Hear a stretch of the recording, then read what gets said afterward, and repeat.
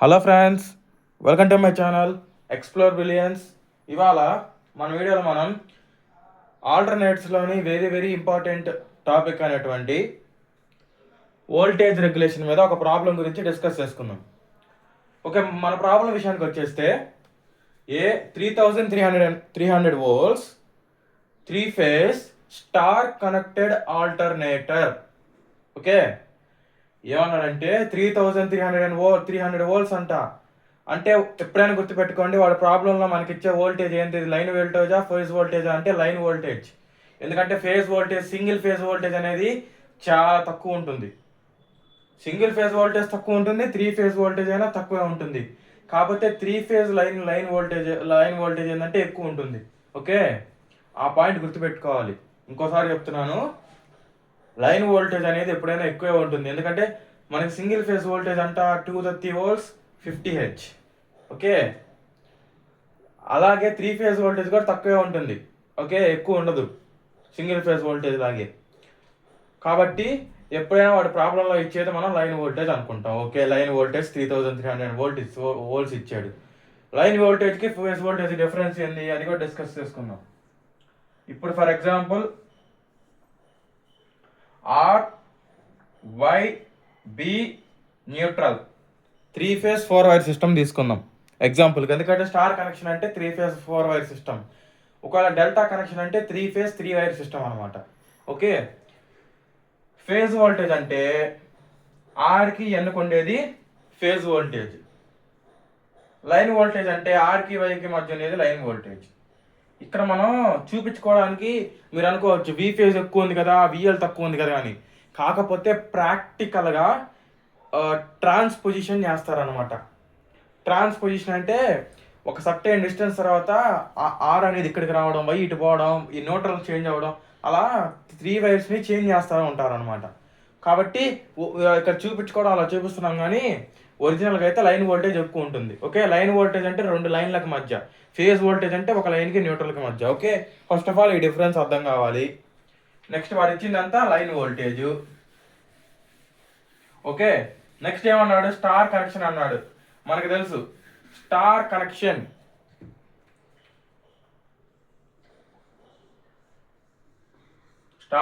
అంటే first of all ఈ diagram తీసుకోవాలి. మీరు రాసుకున్న పని అయితే ఇది రాసుకోండి. ప్రాబ్లంలో స్టార్ కనెక్షన్ అంటే ఖచ్చితంగా బొమ్మ ఉండాలి. అది ఆల్టర్నేటర్ అయితేనేమో దీనికి స్ట్రైట్గా లోడ్స్ వేసుకోవాలి.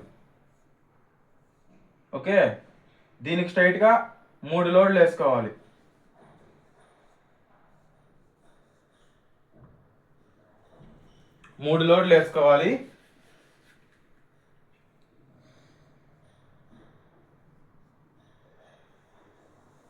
ఇలా 3 లోడ్లు వేసుకోవాలి.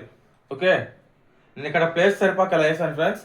ఎప్పుడైనా సరే ఫేజ్కి న్యూట్రల్కి మధ్యనే ఉండాలి. Neutral phase. Okay, 3 phase diagram ఇలా వేసుకోవాలి. ఓకే, నేను పర్ఫెక్ట్గా గీస్తాను. ఒక్క నిమిషం ఫ్రెండ్స్, మళ్ళీ ఇలా అయితే కన్ఫ్యూజ్ అవుతారు మీరు. డయాగ్రామ్ ఒకటి నీట్గా గీసుకుంటే మిగతా అంతా ప్రోగ్రెస్ అనేది అయిపోవచ్చు.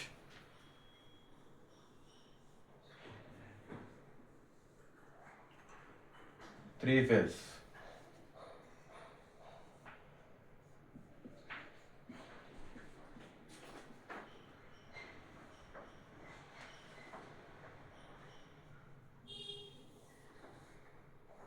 ఓకేనా. ఇలా ఆల్టర్నేటర్ అయితేనేమో ఆల్టర్నేటర్ దగ్గర నుంచి సప్లై వెళ్తుంది. ఆల్టర్నేటర్ అంటే ఏం లేదు ఫ్రెండ్స్, ఏసీ జనరేటర్.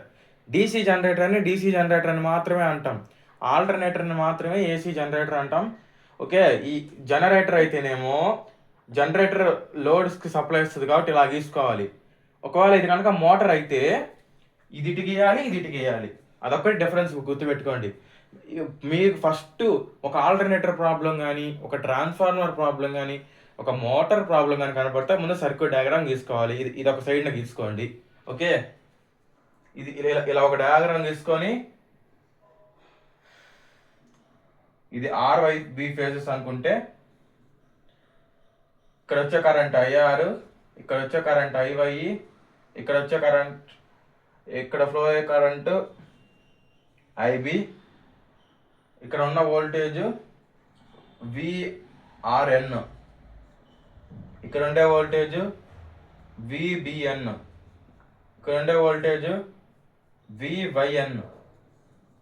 ఓకే, ఇక నెక్స్ట్ లైన్ వోల్టేజెస్ దగ్గరికి వస్తే రెండు లైన్స్కి మధ్య ఉండే వోల్టేజ్ అనమాట.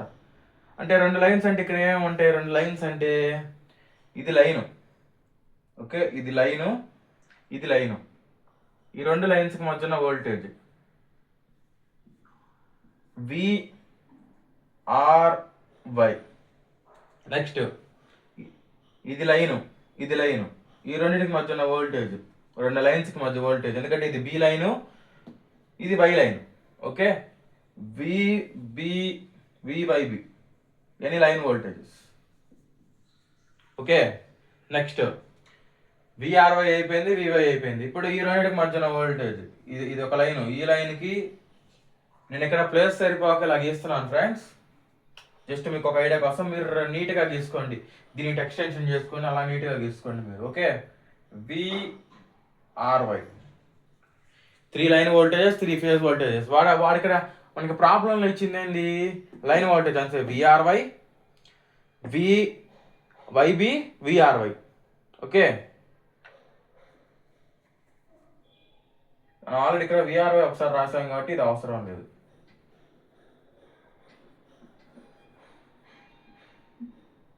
Okay, right. చూడండి ఇప్పుడు విబివై కావాలి. విబివై అంటే ఇది వైఫేస్ కాబట్టి ఇక్కడ విబివై అంటే వివైబి.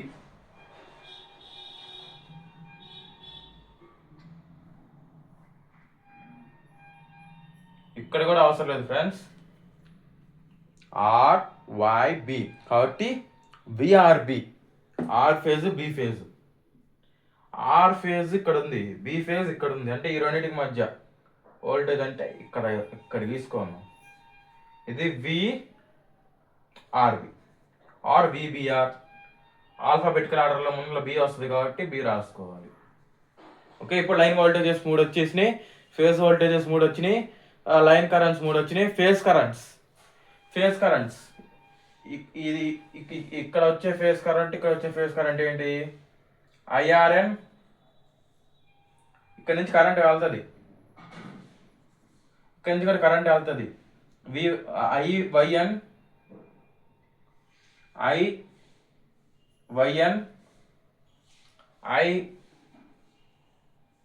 ఐబిఎన్. ఓకే, ఇలా ఒకటి సర్క్యూట్ డయాగ్రామ్ వేసుకోవాలి. ఇది ఆల్రెడీ మనకి ఈసీఏలో వచ్చింది, కాకపోతే జస్ట్ మీకు రీకాల్ చేయడానికి వేసాను అనమాట. ఐ హోప్ ఈ డయాగ్రామ్ అర్థమైంది అనుకుంటున్నాను. ఇన్ కేస్ అర్థం కాకపోతే నేను ఈసీఏ మీద ఒక ప్లేలిస్ట్ చేశాను, ఎలక్ట్రికల్ సర్క్యూట్ అనాలిసిస్ మీద. దాంట్లో 3 ఫేజ్ స్టార్ కనెక్షన్కి నేను ఒక వీడియో చేశాను. ఆ వీడియోలో సర్క్యూట్ డయాగ్రామ్ నీట్గా గీస్తుంటాను, ఆ వీడియో చూడండి. ఓకే, నేను ఇక్కడ రఫ్గా జస్ట్ ఈ ప్రాబ్లంలో ఎలా రాసుకోవాలి ఏందని ఒక ఐడియా కోసం రాశాను అనమాట. Okay, has a full load current of 100 amperes. దానికి ఫుల్ లోడ్ కరెంట్ ఉందంట, ఎంత 100 amps ఉందంట full load current. Okay, full load current of 100 amps. Full load current కూడా ఇచ్చేసాడు మనకి.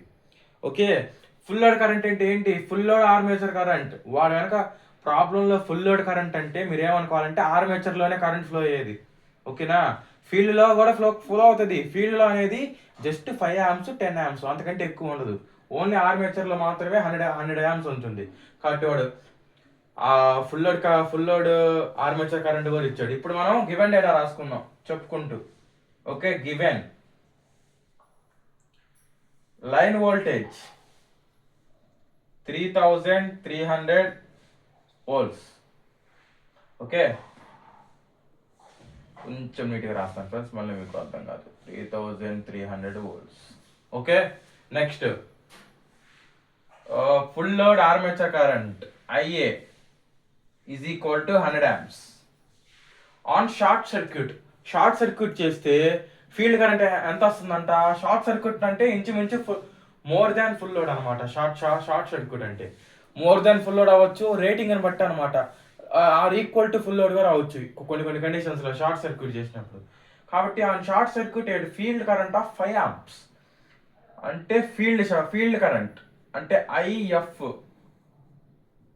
5 amps. Okay, first of all line voltage ఇచ్చాడు. Okay, హ్యాపీగా line voltage ఇచ్చాడు, దాంతోపాటుగా ఫీల్డ్ కరెంట్ ఇచ్చాడు. ఇంకా మనకేం కావాలి? Was necessary to produce full load current. Okay, short circuit చేసినప్పుడంట ఫుల్ లోడ్ కరెంట్ అంటే 100 amps రావడానికి ఫీల్డ్లో మనం 5 amps ఇవ్వాలంట. ఓకేనా? ఇది ఆల్టర్నేటర్ ఏంటంటే it is nothing but transformer అనమాట. ఇప్పుడు మనం DC సప్లై ఇస్తాం ఎక్స్టర్నల్గా. ఓకే, ఇప్పుడు సర్క్యూట్ జస్ట్ రఫ్గా చేస్తాను.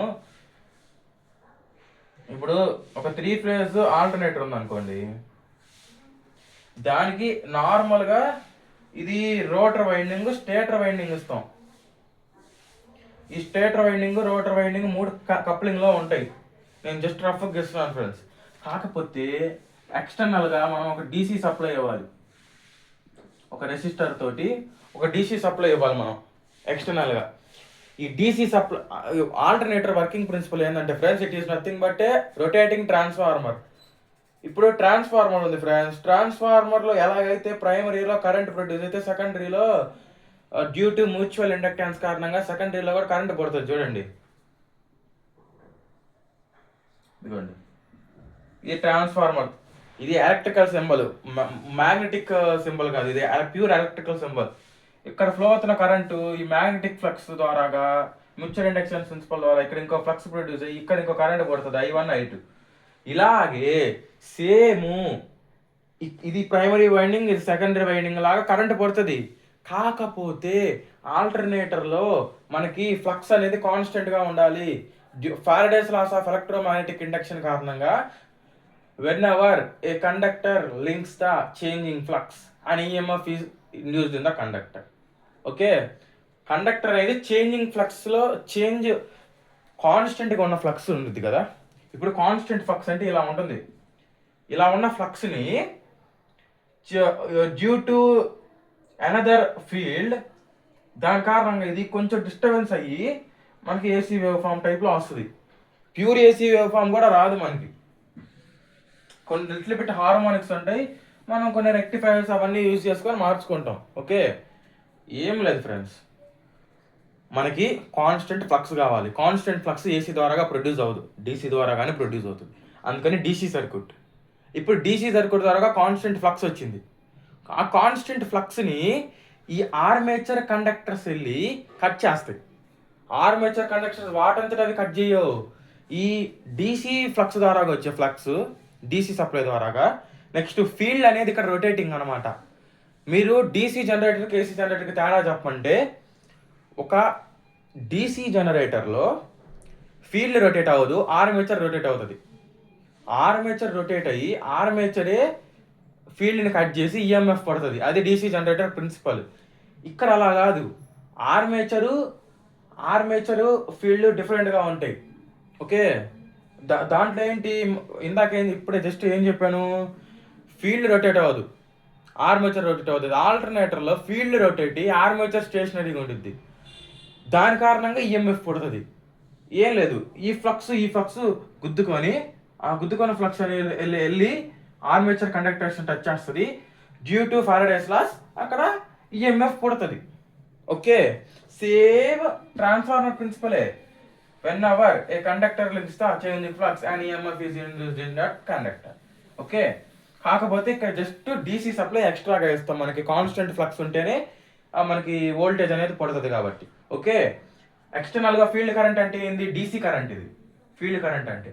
ఓకే, ఎప్పుడు షార్ట్ సర్క్యూట్ చేసినప్పుడు అంటే దీన్ని IA is equal to ISC is equal to 100 amps.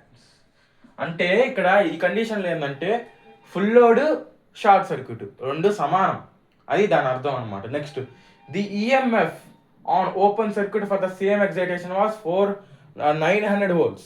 అంటే ఈ ఎగ్జైటేషన్ దగ్గర అంటే 5 amps ఎగ్జైటేషన్ దగ్గర, ఎగ్జైటేషన్ అంటే ఏం లేదు ఫ్రెండ్స్, DC సప్లైని ఎక్స్టర్నల్గా కనెక్ట్ చేస్తే ఒక సర్క్యూట్కి అంటే ఎందుకు కాన్స్టెంట్ ఫ్లక్స్ ప్రొడ్యూస్ చేయడానికి దాన్ని ఎగ్జైటేషన్ అంటాం.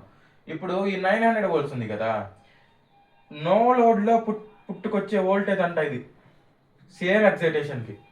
వాడు ఏమంటున్నాడు, ఆర్మేచర్ రెసిస్టెన్స్ ఫర్ ఫేజ్ ఇచ్చాడు. ఆర్మేచర్ రెసిస్టెన్స్ అంటే ఆర్ఏ ఎంత, 0.8. ఓకే, ఆర్మేచర్ రెసిస్టెన్స్ ఇచ్చాడు హ్యాపీగా. నెక్స్ట్ ఫీల్డ్ కరెంట్ ఇచ్చాడు, short circuit current, full load current ఒకటే 100 amps అని ఇచ్చాడు. నెక్స్ట్ మనకి పిఎఫ్ కూడా ఇచ్చాడు. 0.8 లీడింగ్ దగ్గర ఫుల్ లోడ్ రెగ్యులేషన్ కనుక్కోమంటున్నాడు, 0.8 లాగింగ్ దగ్గర కూడా ఫుల్ లోడ్ రెగ్యులేషన్ కనుక్కోమంటున్నాడు. మనకు అసలు రెగ్యులేషన్ అంటే ఏంటి అనేది తెలియాలి. Regulation is nothing but the change in voltage from no load to full load is expressed as a full load current. Okay, full load voltage అనేసి definition ఉంటుంది. నేను సింప్లిఫైడ్ చెప్పాను అనమాట. అంటే డెఫినేషన్ ప్రకారంగా రెగ్యులేషన్కి ఫార్ములా చెప్తున్నాను friends. Regulation is equal to change in no load voltage minus full load voltage is expressed as a full load voltage. మనకి రెగ్యులేషన్ కనుక పర్సంటేజ్లో కావాలనుకున్నాం అనుకోండి, ఇది ఇంటూ 100 అవుతుంది. Okay right. Okay, the change in terminal voltage definition పక్కాగా ఇలా చెప్పాలి. The change in terminal voltage from no load to full load is expressed as a full load voltage regulation.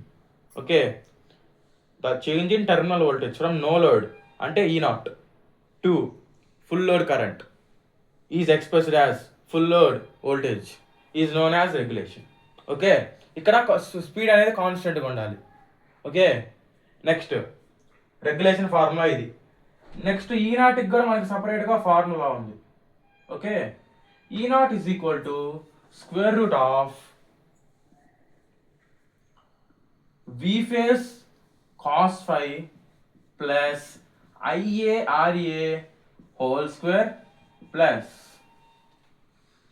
V phase sin pi plus or minus IAXS whole square. Okay, V phase cos phi అంటే ఇదేంటిది, active power. IARA voltage drop, IAXS కూడా voltage డ్రాపే, కాకపోతే ఇది resistive లోడ్లో అనేది ఉండదు. Only inductive load, capacitive load అంటే PF అనేది యూనిటీగా ఉన్నప్పుడు అది ఉండదు, కాబట్టి దాన్ని వోల్టేజ్ డ్రాప్గా కన్సిడర్ చేయం. దీన్ని మాత్రమే వోల్టేజ్ డ్రాప్గా కన్సిడర్ చేస్తాం. ఓకే, ఇప్పుడు మీరు బాగా అబ్జర్వ్ చేస్తే ఇక్కడ నేను ప్లస్ ఆర్ మైనస్ అని రాశాను. ఎందుకు రాశాను, లాగింగ్ పిఎఫ్లో పాజిటివ్ ఉంటుంది, లీడింగ్ పిఎఫ్లో నెగిటివ్ ఉంటుంది ఈ ఫార్ములాలో. ఓకే, లాగింగ్ పిఎఫ్లో పాజిటివ్ ఉంటుంది, లీడింగ్ పిఎఫ్లో నెగిటివ్ ఉంటుంది.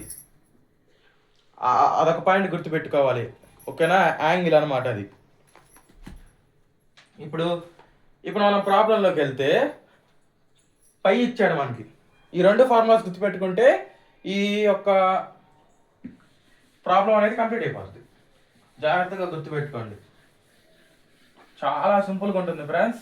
ఫార్ములా గుర్తుపెట్టుకోవచ్చు సింపుల్గానే, పెద్ద కష్టమేం కాదు, కాకపోతే కొంచెం మైండ్ పెడితే సరిపోద్ది. ఓకే, మనకి కాస్ పై ఇచ్చాడు 0.8 అన్నాడు. That implies phi is equal to cos inverse of 0.8. That is equal to Casio's open చేస్తే అందరూ ఎలా కొట్టాలో నేను చూపిస్తాను. ఓకే, చూడండి కరెక్ట్గా. కాస్ ఇన్వర్స్ ఆఫ్ 0.8 ఇలా కొట్టాలి. దట్ ఈజ్ ఈక్వల్ టు ఎంత వచ్చింది, 36.869 వచ్చింది. 36.869 వచ్చింది. అంటే దాని మీనింగ్ అంతా 69 అంటే అప్రాక్సిమేట్గా 7 అని, కాబట్టి 36.87 degrees. ఓకే, మనకి ఇక్కడ లైన్ వోల్టేజ్ ఇచ్చాడు, ఫేజ్ వోల్టేజ్ కనుక్కోవాలి. ఒక star connection in a star connected system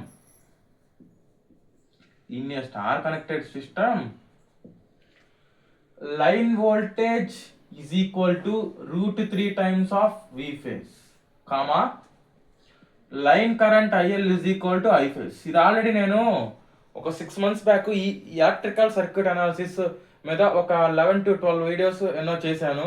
ఆ ప్లేలిస్ట్లో ఒక 2 to 3 వీడియోస్లో వీటి గురించి డిస్కస్ చేశాను. ఒక ఫేజ్ వోల్టేజ్, లైన్ వోల్టేజ్, దీన్ని మనం డెరివేషన్ కూడా చేసుకున్నాం మనం ఎలక్ట్రికల్ సర్క్యూట్ అనాలిసిస్లో. అసలు ఒక స్టార్ కనెక్షన్లో లైన్ వోల్టేజ్ ఎందుకని √3 times of V phase equal అవుతుంది అని డిస్కస్ చేసాం. ఇన్ కేస్ ఎవరైనా మర్చిపోయి ఉంటే ఆ ప్లేలిస్ట్లోకి వెళ్ళి ఆ వీడియో చూసుకోండి. ఓకే, నేను ఇప్పుడు ఇది ఎలా వచ్చింది, ఎందుకు వచ్చిందని చెప్పట్లేదు. Next, line current, phase current equal. ఎందుకంటే సర్క్యూట్ డయాగ్రామ్ ప్రకారం మీరు గమనిస్తే లైన్లో మీకు ఏ కరెంట్ అయితే ఫ్లో అవుతుందో ఫేజ్లో కూడా అదే కరెంట్ ఫ్లో అవుతుంది. ఓకే, డెల్టా కనెక్షన్ గురించి ఇక్కడ మాట్లాడలేదు కాబట్టి నేను డెల్టా గురించి డిస్కస్ చేయట్లేదు. కాకపోతే డెల్టా కనెక్షన్లో ఏమవుతుంది, line voltage, phase voltage equal అవుతాయి. డెల్టా కనెక్షన్లో లైన్ కరెంట్ అనేది √3 times ఆఫ్ I phase అవుతుంది. ఓకే, అదే little bit difference. Next, that implies మనకి ఇక్కడ V phase కావాలి. V phase is equal to VL/√3. ఏం లేదు, దీన్ని పంపించాను. ఇక్కడ మల్టిప్లికేషన్లో ఉంది కాబట్టి ఇటు వెళ్తే డివిజన్లోకి వచ్చింది. That is equal to VL అంటే ఎంత, 3300 డివైడెడ్ బై 1.732. మీరు డైరెక్ట్గా క్యాలిక్యులేటర్లో √3 కొట్టినా ఓకే. ఓకే, చూడండి, 3300 డివైడెడ్ బై, డైరెక్ట్గా మీరు ఇక్కడ రూట్ ఉంటుంది, √3 అని కొట్టినా ఓకే. ఓకే, లేదు అంటే నాకు ఒక 2 to 3 పాయింట్స్లోనే ఆన్సర్ వచ్చేయాలనుకుంటే 3300 బై 1.732. ఓకే, 1905.31. 1905.312. ఎందుకు 1.732 కొడుతున్నానంటే అది కూడా చూడండి. √3 వాల్యూ 1.732050808. కాకపోతే మనకి ఏంది 2-3 పాయింట్స్ వరకు జారు కాబట్టి 0 వచ్చింది కదా, అందుకని 1.732 తీసుకున్నాను అనమాట. ఓకే, మేము యాక్యురేట్గా కావాలి మాకు అనుకుంటే ఫుల్ వాల్యూ నొక్కండి, √3. నేను అప్ టు 2 to 3 డెసిమల్స్ వరకే తీసుకుంటామంటే ఇలా నొక్కండి. నాకు 1905.312 వచ్చింది అనమాట ఫేజ్ వోల్టేజ్. ఓకే, మీరు కనుక ఎగ్జాక్ట్గా కావాలనుకుంటే ఎగ్జాక్ట్గా నొక్కండి, అప్పుడు 1905.26 వస్తుంది. ఓకే, నెక్స్ట్, ఈ ప్రాబ్లం అంతే ఉంచుతాను ఫ్రెండ్స్. గివెన్ డేటా రబ్ చేస్తాను.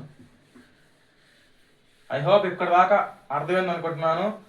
ఇన్ కేస్ ఏమైనా డౌట్స్ ఉంటే కింద కామెంట్ సెక్షన్లో కామెంట్ చేయండి. Okay,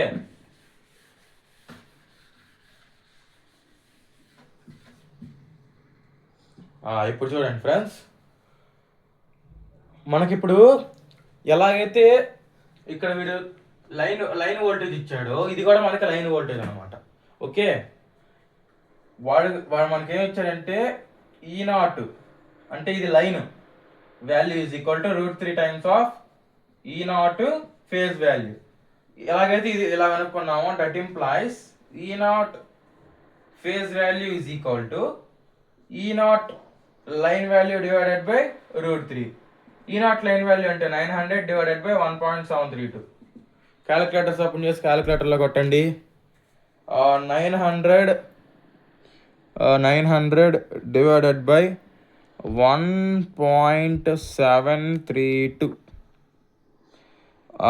519.63.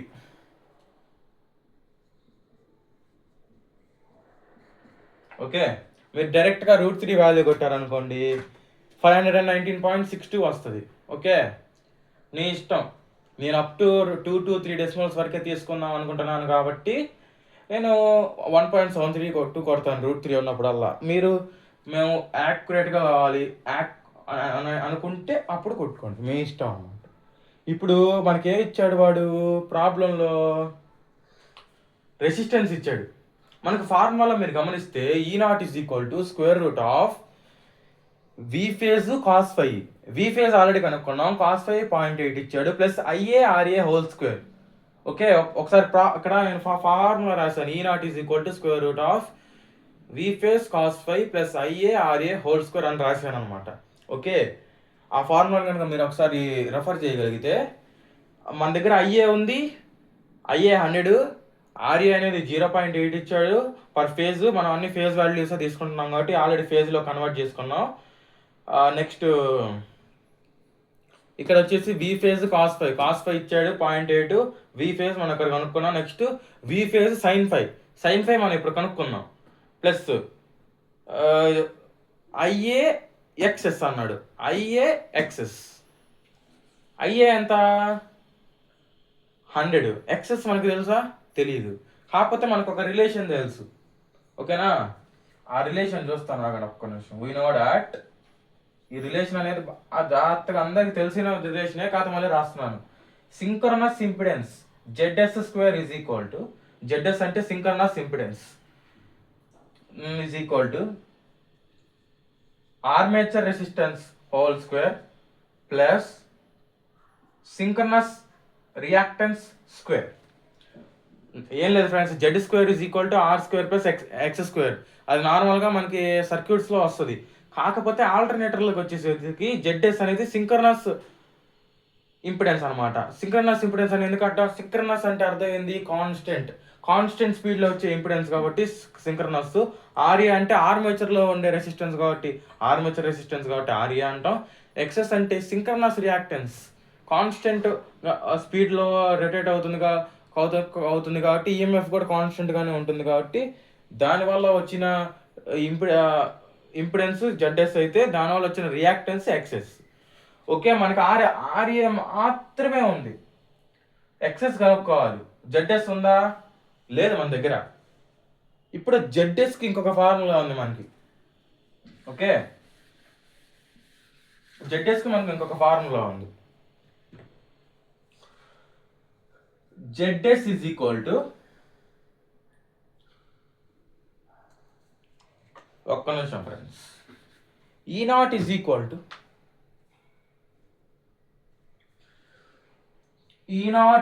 Equal to IA into ZS. ఇది మనకు ఫార్ములా. ఏం లేదు friends, V is equal to IZ ఉంటుంది కదా ఏసీలో. డీసీలో అయితే V is equal to IR, ఏసీలో E is equal to IZ అని అనరు, V is equal to IZ. కాకపోతే ఇక్కడ మనం నో లోడ్ EMF తీసుకోవాలి. ఎందుకంటే లోడెడ్ అయినప్పుడు ఉన్న EMFగా మనం ఇక్కడ కనుక్కోవాల్సింది వోల్టేజ్ రెగ్యులేషన్లో E0 వాల్యూ కనుక్కోవాలి. ఎందుకంటే change in terminal voltage from no load to full load to the full load. కాబట్టి నో లోడ్ కనుక్కోవాలి. ఫుల్ లోడ్ ఆల్రెడీ మనకు తెలుసు వస్తుంది నెక్స్ట్ ఫుల్ లోడ్ అనేది, కాబట్టి మనం అది సపరేట్గా కనుక్కోవాల్సినంత అవసరం లేదు. ఓకే, ఆల్రెడీ మనం కనుక్కున్నాం. ఫుల్ లోడ్లో వచ్చేది 1905.2 అని వచ్చింది మనకి వాల్యూ. ఒకసారి చూడండి, ఇక్కడే రబ్ చేశాను. 190.5 2 పాయింట్ ఎంతో సంథింగ్ వచ్చింది పాయింట్. ఓకే, కాబట్టి మనం కనుక్కోవాల్సింది E0 కాబట్టి E0 is equal to IA into ZS అనమాట. ఇక్కడ ఆల్టర్నేటర్లో అలా వస్తుంది. EMF అన్నా వోల్టేజ్ అన్నా ఒకటే, కాకపోతే కొన్ని సందర్భాల్లో ఒక్కొక్క పేరు వాడతాం అంతే. మనకి ఇక్కడ ZS కావాలి. ZS is equal to E0 అలానే ఉంటుంది divided by IA. E0 value ఎంత వచ్చింది మనకి? 519.63 divided by IA is equal to ISC is equal to 100. That is equal to 5.1963 అంటే అప్రాక్సిమేట్లీ 5.2. ఓకే, మేము యాక్యురేట్గా తీసుకుంటామంటారా? 5.1963 తీసుకోండి. లేదు, 5.19 అంటే 19 అంటే అప్రాక్సిమేట్లీ ఈక్వల్ టు 20 కాబట్టి 5.2 తీసేసుకున్నాను నేను అప్రాక్సిమేట్గా. Okay, 5.2 ohms. ఇక్కడ ఓల్స్ ఖచ్చితంగా యూనిట్స్ రాయాలి. ఈఎంఎఫ్ కైనా వోల్టేజ్ కైనా ఓల్స్ రాయాలి. ఇంపిడెన్స్కి అయితే ఓమ్స్ రాయాలి. ఖచ్చితంగా చేయాలి. ఆ యూనిట్స్ అనేది ఖచ్చితంగా రాయాలి. ఇప్పుడు ఎంత వచ్చింది ఇది 5.2 whole square is equal to RA 0.8 whole square is equal to XS square plus. Okay, ఇప్పుడు దీని నుంచి మనం కనుక్కుందాం. ఓకేనా ఫ్రెండ్స్, నేను వీడియో లెంత్ ఎక్కువ అవుతుంది కాబట్టి ప్రాపర్గా 0.8 PF లాగింగ్కి ఎక్స్ప్లెయిన్ చేస్తాను. 0.8 PF రీడింగ్కి మీరు చేసి కింద కామెంట్ సెక్షన్లో కరెక్ట్గా వస్తే ఆన్సరు నేను చెప్పిన మెథడ్ ఫాలో అవ్వండి. 0.8 PF రీడింగ్కి కరెక్ట్గా కనుక వస్తే కింద కామెంట్ సెక్షన్లో కామెంట్ చేయండి. రాకపోయినా కూడా కింద కామెంట్ సెక్షన్లో కామెంట్ చేయండి. అవసరమైతే ఇంకొక వీడియోలో డిస్కస్ చేసుకుందాం 0.8 PF రీడింగ్. ఇప్పుడు రెండు చెప్పడానికి నాకేం ప్రాబ్లం లేదు ఫ్రెండ్స్. వీడియో లెంత్ అనేది ఇంక్రీజ్ అయిపోతుంది. ఇప్పటికే అరౌండ్ ఒక 30 minutes దాకా వచ్చేసింది వీడియో. ఓకే, ఇప్పుడు చూడండి, XS square is equal to 5.2 whole square minus 0.8 whole square. ఓకేనా, మీరు జాగ్రత్తగా గమనించండి. 5.2 whole square minus 0.22 whole square. XS is equal to square root of 5.2 whole square minus 0.8 whole square. Calculators open చేసి కొట్టండి.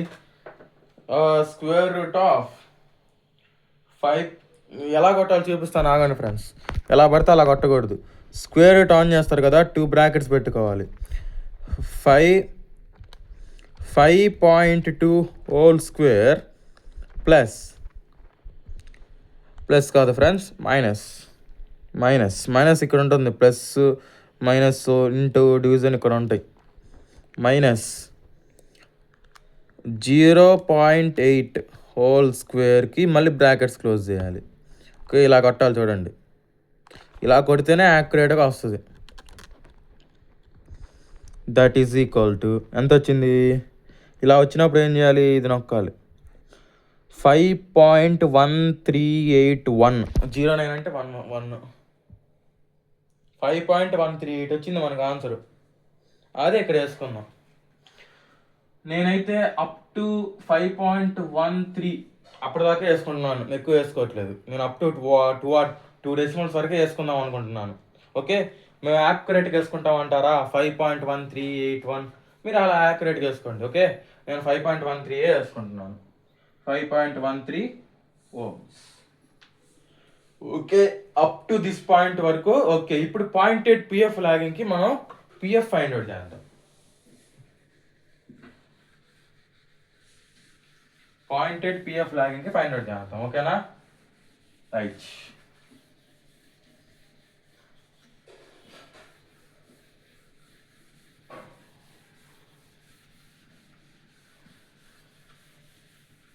ఇప్పుడు first దానికి 0.8 PF లాగింగ్కి ఫైండ్ అవుట్ చేద్దాం. Okay, right.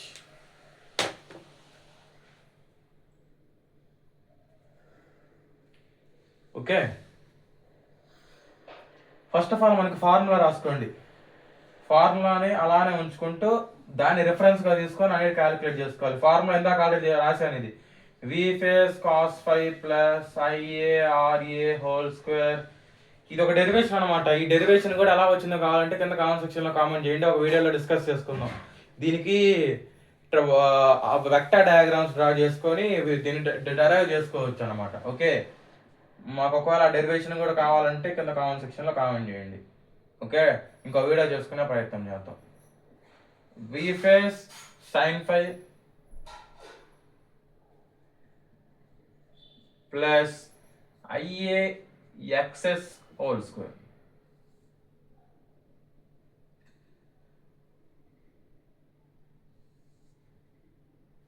Okay, V face cos 5 plus IARA. ఇప్పుడు ఈ term calculate చేసి దీంట్లో substitute చేస్తే అయిపోద్ది మన problem. Okay, first of all V face cos 5 substitute చేద్దాం. V ఫేస్ ఎంత వచ్చింది? ఒకసారి వాల్యూస్లోకి వెళ్ళి చూడండి. ఏంటి, నేను మళ్ళీ కొడుతున్నాను. 3300 డివైడెడ్ బై 1.732. ఓకే, 1905.3117 అని వచ్చింది. నేను 312 వేసుకుంటున్నాను. ఇంటూ కాస్ 5 వాల్యూ ఎంత ఇచ్చాడు? 0.8 ఇచ్చాడు కాస్ 5 వాల్యూ. ఓకే, ఇప్పుడు ఇది మొత్తం క్యాలిక్యులేటర్ కొట్టండి. నేను మీ ముందులో కొడతాను చూడండి. 1905.312 ఇంటూ 0.8 ఎంత వచ్చింది? 1524.249 వచ్చింది. 249 అంటే 49 అంటే అప్రాక్సిమేట్ వాల్యూ ఎంత? 1524.249 అంటే 25 volts. Okay, next V phase sine 5.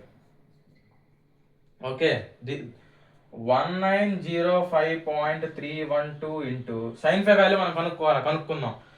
ఇప్పుడు నేను ఇందాక ఆల్రెడీ చేశాను ఈ వీడియో స్టార్టింగ్లో, ఒకసారి మర్చిపోయి ఉంటే మళ్ళీ గుర్తు చేస్తున్నాను చూడండి. Cos 5 is equal to 0.8, phi is equal to cos inverse of 0.8 36.87 వచ్చింది. ఒకసారి మీరు రాసుకుని ఉంటే చెక్ చేసుకోండి. 36.87. ఇప్పుడు సైన్ ఆఫ్ 36.87 క్యాలిక్యులేట్ చేద్దాం. ఇప్పుడు క్యాలిక్యులేటర్స్ ఓపెన్ చేయండి. సైన్ ఆఫ్ 36.87 ఎంత? 0.6. ఓకే, 0.6. ఇది అక్కడ సబ్స్టిట్యూట్ చేయండి. ఈజ్ ఈక్వల్ టు, ఇది స్టార్టింగ్లోనే చేసుకోవాలి, పర్వాలేదు ఇక్కడ చేసినా కూడా నో ప్రాబ్లం. అది ఆ క్యాలిక్యులేషన్ చూపించామా లేదా ఎగ్జామ్లో, అది కావాల్సింది. ఓకే, 0.6. ఇప్పుడు ఒకసారి 1905.312 ఇంటూ 0.6 ఎంత? 1143.187. ఓకే, నేను అప్ టు 2 డెసిమల్స్ వరకే తీసుకుంటాను. 1143.18 వోల్ట్స్. ఓకే, మీరు మాకు యాక్యురేట్గా కావాలంటే మీరు 2 to 3 డెసిమల్స్ కూడా తీసుకోండి. నేను అప్ టు 2 డెసిమల్స్ వరకే తీసుకుంటున్నాను. Okay, right. ఇది ఆల్రెడీ నోట్ చేసుకున్నాను అనుకుంటున్నాను. ఓకే, ఇది 8 ఫ్రెండ్స్, ఇది 8. ఓకే, అప్ చేస్తున్నాను అనమాట. ఇప్పుడు next V phase sine 5, V phase cos 5 అయిపోయింది. I A R A, I A X S. ఇక్కడ మీరు ఒకటి అబ్జర్వ్ చేయాలి. ఇక్కడ నేను లాగింగ్ పిఎఫ్ ఫైండ్ అవుట్ చేస్తున్నాను కాబట్టి నేను ఇక్కడ ప్లస్ చేశాను. అదే లీడింగ్ పిఎఫ్ కనుక్కునే పని అయితే ఇక్కడ ఏం వేయాలని చెప్పాను, వీడియో స్టార్టింగ్లో చెప్పాను, మైనస్ చేసుకోవాలి. అది గుర్తుపెట్టుకోండి, మర్చిపోవద్దు. Okay, I A R A that is equal to, జాగ్రత్తగా రాసుకున్నాం. ఐఏ ఎంత ఇచ్చాడు? I A is equal to I S C is equal to 100 ఇచ్చాడు. ఇంటూ ఆర్ఏ, ఆర్ఏ మనకి ప్రాబ్లంలో 0.8 ఇచ్చాడు. ఓకేనా, right. That is equal to 80 volts. Voltage drop అనేది 80 వోల్ట్స్ వచ్చింది. ఓకేనా, రైట్. ఇప్పుడు ఐఏ ఇంటూ ఎక్సెస్, ఐఏ వాడు ఇచ్చాడు I A is equal to I S C is equal to 100 volts అని ఇచ్చాడు. ఎక్సెస్ 5.13 మనం క్యాలిక్యులేట్ చేసాం. That is equal to 513 volts. Okay, 100 అవసరం అయితే క్యాలిక్యులేటర్లో చెక్ చేసుకోండి. ఇవే వాల్యూస్ వస్తాయి మనకి. ఓకే, ఈ 4 వాల్యూస్ని ఫార్ములా సబ్స్టిట్యూట్ చేస్తే ఈ నాట్ వస్తుంది. ఈ 4 వాల్యూస్ని ఫార్ములా సబ్స్టిట్యూట్ చేద్దాం. చూడండి, 1524.25 ప్లస్ ఐఏఆర్ఏ వాల్యూ ఎంత వచ్చింది? 80 వచ్చింది whole square plus 1143.18 plus 513. Okay, ఇప్పుడు దీన్ని సబ్స్టిట్యూట్ చేద్దాము. వాల్యూ వస్తుంది చూడండి, కరెక్ట్గా వస్తుంది వాల్యూ. వి ఫేస్ కాస్ 5 ఇది, ఐఏఆర్ఏ 80, వి ఫేస్ సైన్ 5 ఇది. ఓకే, ఒకసారి వెరిఫై చేస్తున్నాను ఫ్రెండ్స్, ఎందుకంటే ఈ పాయింట్స్ దగ్గర మళ్ళీ మిస్టేక్స్ వస్తాయి అనమాట. అందుకని చెప్పి ఎగ్జాక్ట్గా క్యాలిక్యులేట్ చేయాలి కదా మనం, మిస్టేక్స్ ఉండకూడదు. ఇప్పుడు square root of 2 brackets on చేసుకోండి. 1524.25 plus 80 brackets square, okay, plus 1143.18 plus 513 whole square, brackets close. Okay, చూడండి ఫ్రెండ్స్, నేను ఎలా కొట్టాను. ఇలా కొడితేనే ఎగ్జాక్ట్గా వస్తుంది.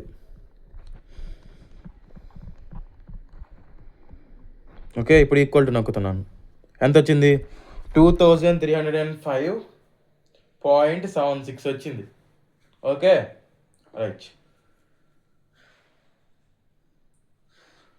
That is equal to 2305.76. నేను అప్ టు 2 డెసిమల్స్ వరకు తీసుకుంటాను కాబట్టి 76. ఓకే, మీరు లేదు అప్రాక్సిమేట్ కావాలనుకుంటే 2306 అని రాసుకోవచ్చు. నేను నాకు నచ్చినట్లుగా తీసుకుంటున్నాను అనమాట. అప్ టు 2 డెసిమల్స్ వరకు తీసుకుంటున్నాను. దీన్ని అప్రాక్సిమేట్గా 2600, 3200, 2306 వోల్ట్స్ అని తీసుకోవట్లేదు. ఇప్పుడు మనకి ఫార్ములా తెలుసు. ఫైనల్ ఫార్ములా ఏంటి? Regulation in percentage is equal to 2305.76 minus, okay, 19, మనం ఎంత వేసుకున్నాం? 19,005.312. ఫ్రెండ్స్, ఇక్కడ కూడా మనం 3 డెసిమల్స్ వరకు వేసుకున్నాం, 764. ఓకేనా? ఎందుకంటే మనం ఇక్కడ 1905.312 తీసుకున్నాం కాబట్టి ఇక్కడ కూడా 3 డెసిమల్స్ వేసుకుంటే క్యాలిక్యులేషన్గా బాగుంటుంది. 1905.312 డివైడెడ్ బై 1905.312. ఓకే, ఇదంతా క్యాషియోలో కొట్టుకున్నాం. ఓకే, డైరెక్ట్గా ఇలా తీసుకోండి, బ్రాకెట్ ఓపెన్ చేసుకోండి. ఓకే, చూడండి, మళ్ళీ నొక్కుతున్నాను. ఇదిగో ఇది బ్రాకెట్ ఓపెన్ చేసుకోండి. 2305.764 మైనస్ 1905.312 బ్రాకెట్ క్లోజ్ చేసుకోండి. కిందకు రండి. ఓకే, ఇలా ఉంది. నేను కిందకు నొక్కాను అనమాట. 1905.312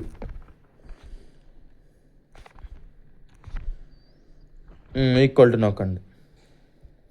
మనకి నార్మల్గా వస్తుంది, ఇలా వస్తుంది. దీన్ని ఇంటూ 100 చేసుకుంటే పర్సంటేజ్లోకి వస్తుంది. ఎంత వచ్చింది? 21.01, అంటే అప్రాక్సిమేట్లీ 21%. ఇక్కడ పర్సంటేజ్ కాబట్టి ఇంటూ 100 వేయండి. ఎంత వచ్చింది? 21% వచ్చింది వోల్టేజ్ రెగ్యులేషన్. లాగింగ్లో ఎక్కువ వస్తుంది వోల్టేజ్ రెగ్యులేషన్. ఏం లేదు ఫ్రెండ్స్, వోల్టేజ్ రెగ్యులేషన్ అంటే అర్థం ఏంటంటే, ఫర్ ఎగ్జాంపుల్ మీరు 100 వోల్ట్స్ ఇస్తే 21 వోల్ట్స్ అనేది డ్రాప్ అయిపోతుందంట. అది దాని అర్థం. ఓకేనా? 21% అంటే ప్రతి 100 వోల్ట్స్కి ఆల్టర్నేటర్లో 21 వోల్ట్స్ డ్రాప్ అవుతుంది. ఓకేనా? అది దాని మీనింగ్ అనమాట, 21% వోల్టేజ్ రెగ్యులేషన్ అంటే. ఓకేనా? ఐ హోప్ అర్థమైంది అనుకుంటున్నాను. ఇన్ కేస్ ఏమైనా డౌట్స్ ఉంటే కింద కామెంట్ సెక్షన్లో కామెంట్ చేయండి.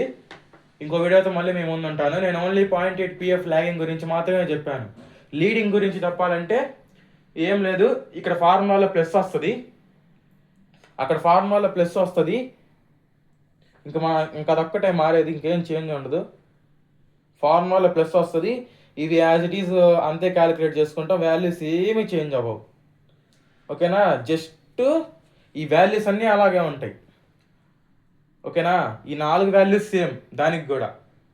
ఓకే, లీడింగ్ కాబట్టి ఇక్కడ మైనస్ వస్తుంది, ఇక్కడ మైనస్ వస్తుంది. అప్పుడు ఇక్కడ ఇంచుమించు 1700 దాకా వస్తుంది ఇక్కడ వాల్యూ. అప్పుడు వోల్టేజ్ రెగ్యులేషన్ 1700లో నుంచి 1900 అలా పోతే మైనస్లో వస్తుంది వోల్టేజ్ రెగ్యులేషన్. ఓకేనా? రైట్, మీరు చేయగలరు అనుకుంటున్నాను. ఇన్ కేస్ మీరు చేయలేకపోతే కింద కామెంట్ సెక్షన్లో కామెంట్ చేయండి. లేదంటే ఫ్రెండ్స్ ఇప్పుడు నేనే చేస్తాను, ఆగండి. లేదంటే సరిపోతుంది టైం. చూడండి ఇక్కడ మైనస్ వస్తుంది. ఎక్కడ ఇది 0.8 పిఎఫ్ లాగింగ్, నేను లీడింగ్కి చెప్తున్నాను.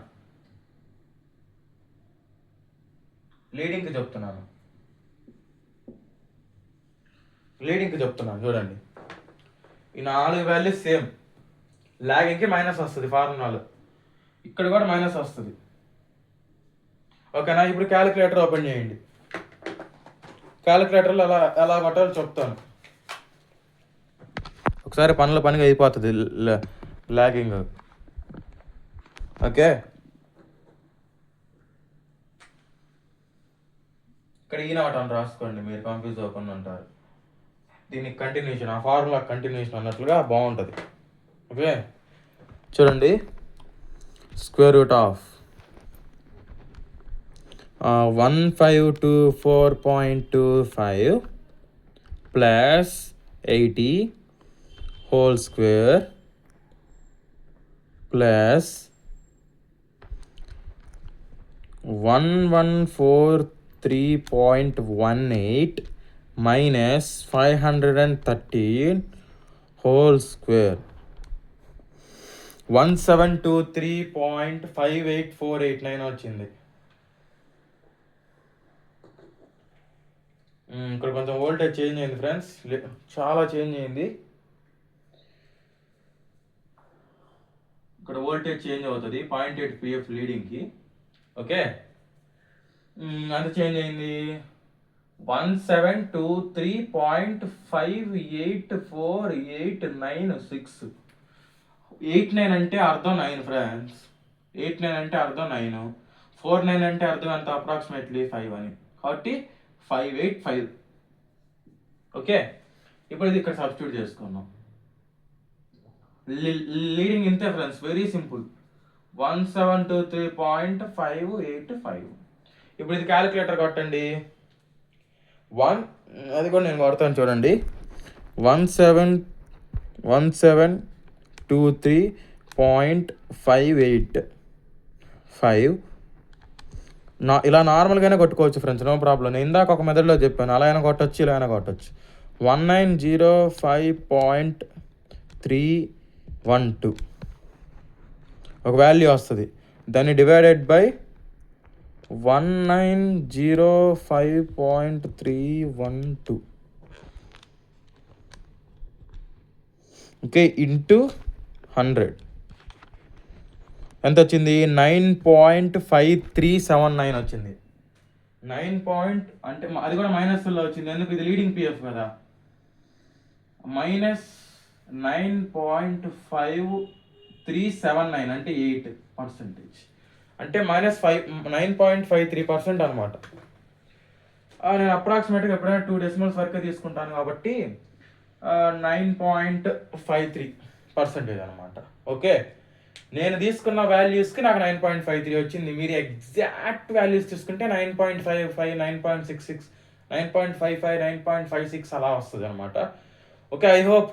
ఇనిషియల్గా నేను 0.8 పిఎఫ్ లాడింగ్ చేయకూడదు అనుకున్నాను, కాకపోతే జస్ట్ వాల్యూ సబ్స్టిట్యూట్ చేయడమే కదా అని అది కూడా చేసేసాను. ఇప్పుడు టోటల్ ప్రాబ్లం అనేది కంప్లీట్ చేశాను నేను. ఓకే, ఇన్ కేస్ ఏమైనా డౌట్స్ ఉంటే కింద కామెంట్ సెక్షన్లో కామెంట్ చేయండి. ఈ ప్రాబ్లం అనేది వెరీ వెరీ సింపుల్. నేను నెక్స్ట్ వీడియోస్లో ఇంకొన్ని ప్రాబ్లమ్ డిస్కస్ చేద్దాం. Until then take care, bye bye. ఇంకో వీడియోతో మేము ముందు ఉంటాను. రైట్.